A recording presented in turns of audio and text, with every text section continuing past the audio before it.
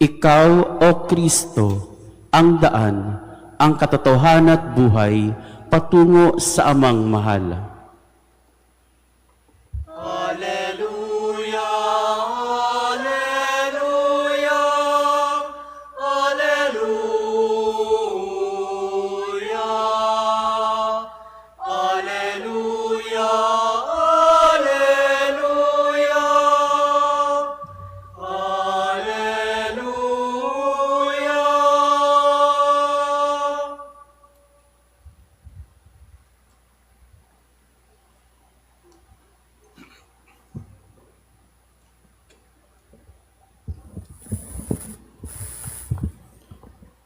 Sumainyo ang Panginoon. At sumayo rin. Ang mabuting balita ng Panginoon ayon kay San Lucas. Papuri sa iyo, Panginoon.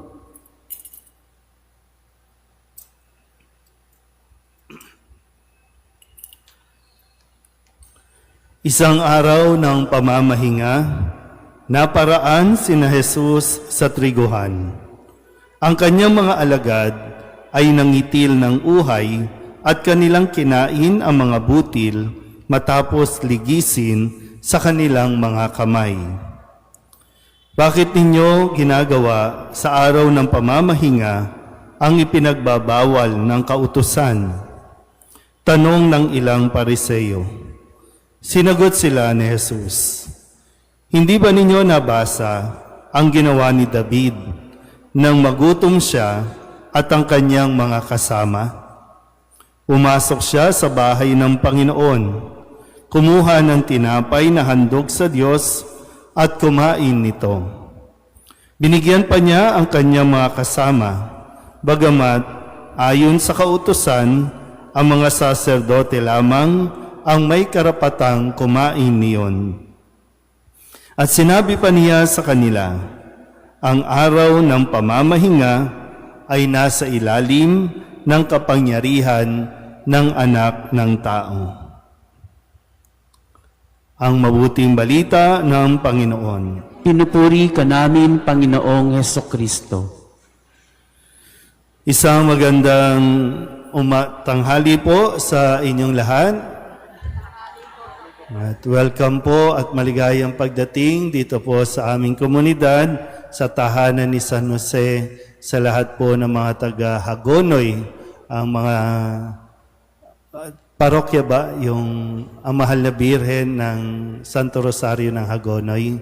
So welcome po no, sa aming parokya dito sa Gagalangin, Tondo. Sino bang first time po na makarating dito sa aming lugar? So hindi naman totoong nakakatakot, di ba? Natakot ba kayo? So sa ngayon po,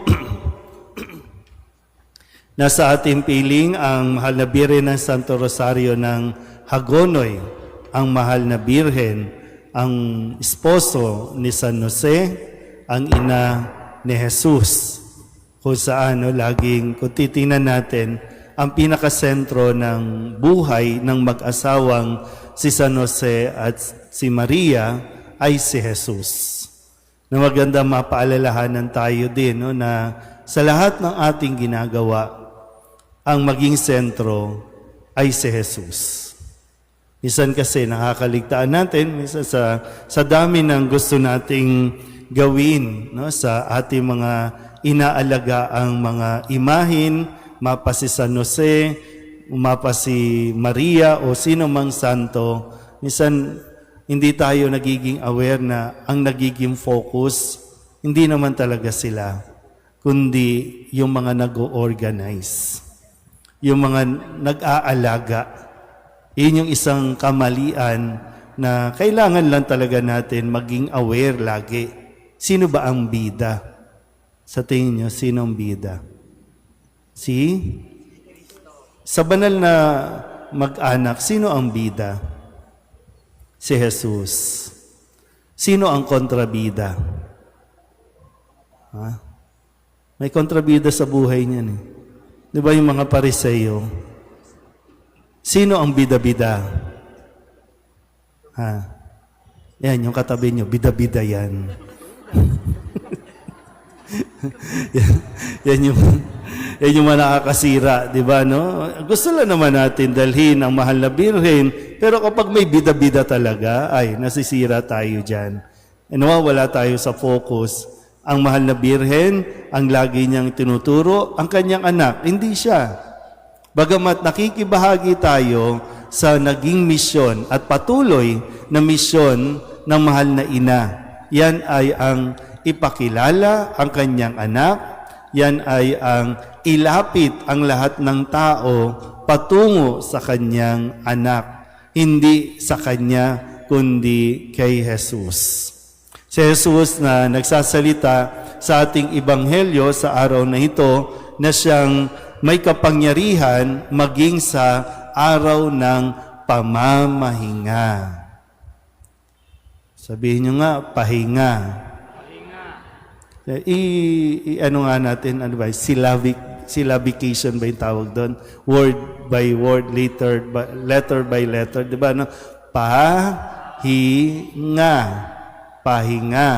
Parang sinasabi natin, Panginoon, penge ako ng hininga.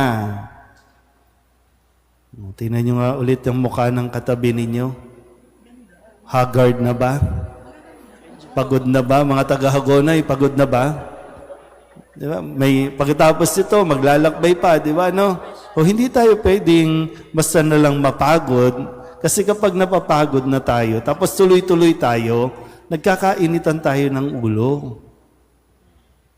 All the more kasi ang hamon, tayo na mga nagpapalaganap ng debosyon sa mahal na birhen, higit na makita sa atin yung kababaang loob na nasusubok kapag pagod na tayo. Kaya nga itong sana po, no, itong misa na ginagawa natin ay makita natin bilang isang pahinga. Nire-recharge kasi tayo. At yung bang dinadala tayo sa mas tamang direksyon na kapag umupo tayo sa harapan ni Kristo, kasama ang mahal na Birheng Maria, kasama si San Jose, Lord, tama pa ba itong aming ginagawa?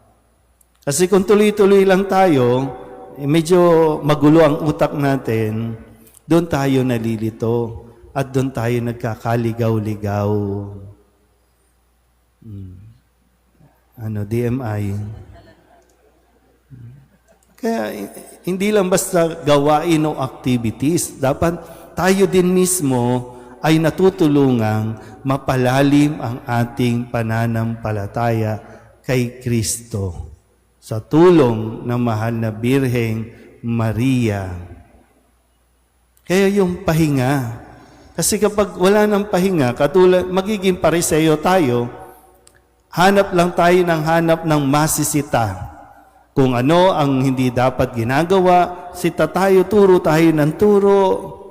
Walang mangyayari sa atin. Pero kung meron tayong pagkilala sa tunay na nagbibigay ng pahinga, magiging maayos tayo. May problema, mayroong gusot along the way, pero kagaya nga ng kababaang loob na ipinapakita ni Maria, magiging okay din tayo. Kasi talagang nandyan din naman, di ba? Ang kontrabida, ang demonyo. So ayaw ng demonyo na maging maayos tayo. So malalabanan natin yan kung mayroon tayong maliwanag at malinaw na pag-iisip. Kaya kung pagod ka na, okay lang, huminto muna. Magdasal. Andiyan ang Santo Rosario, ibinigay ng mahal na Birhen. Kaysa magbangayan, kaysa magsigawan, kaysa magturuan, magsabay magdasal. Lalo na para sa mga mag-asawa, di ba? Minsan di kayo nagkakaintindihan. At lalong lumalayo, kasi imbis na magdasal pareho, lalo pang lumalayo sa isa't isa. So yung sekreto, nasa pagdarasal. May sound effect pa tayo, no? Di ba? Kaya sana po, no, sa pagpapatuloy lalo na po sa mga taga-Hagonoy, no? Malayo-layo pa ang inyong lalakbayin, pero sana po magpakatatag kayo, mas maging malinaw nawa sa inyo, no? Ang misyon na itinatalaga sa inyo. Pero huwag kakalimutan ang kababaang loob, ang pagsunod. Minsan, hindi nasusunod kung ano yung gusto natin eh. Pero yung obedience dapat nasa atin. Hindi man malinaw sa atin kung ano ang nangyayari, pero kung matututo tayong sumunod lang muna kung sino ang inatasan, doon muna tayo, magiging ayos din at magkakaroon din ng kaliwanagan. Yan ang mahal na Birhen. Diba? Nang ipagkaloob sa kanya ang misyon, hindi niya naiintindihan, pero sige Lord, magtitiwala ako sa iyo at kasabay ng pagtitiwalang yan, ang aking kababaang loob na pagkilala sa iyong plano. Amen.